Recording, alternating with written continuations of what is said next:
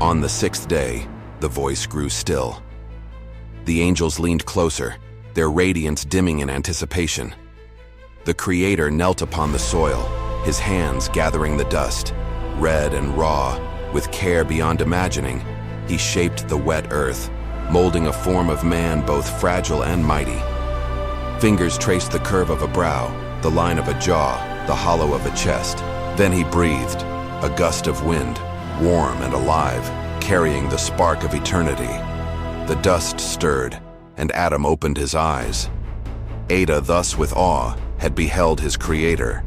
He gasped, his first breath a marvel, filling lungs that had never known labor.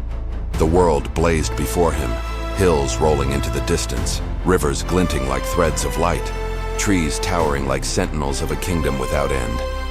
He stood, his limbs strong, his body a harmony of power and grace.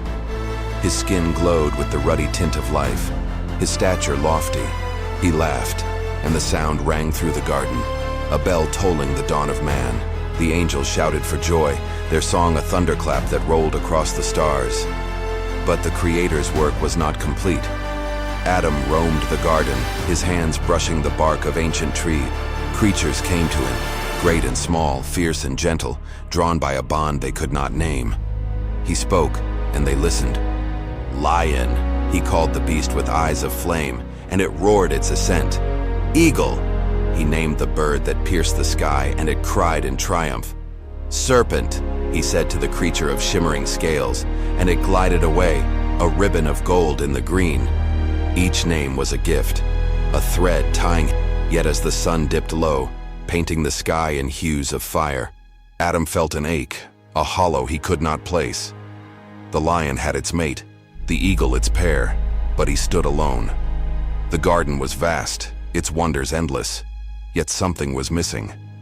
That night, as stars blazed like lanterns overhead, the voice whispered soft as a breeze, "It is not good for man to be alone."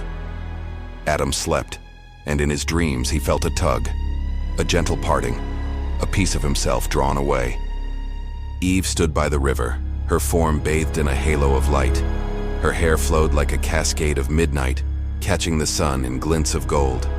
Her eyes met his, bright, endless, a mirror of his soul.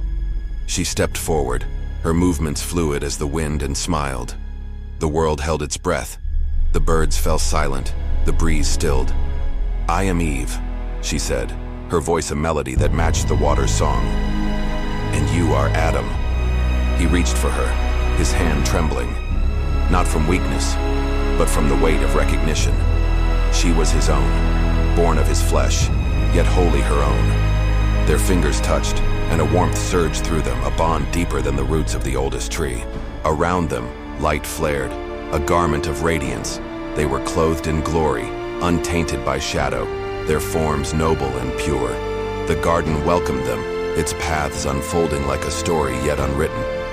They laughed, and the sound wove through the air, mingling with the songs of birds, the rustle of leaves, the murmur of streams. Eden was theirs, a kingdom of light, a home of endless wonder.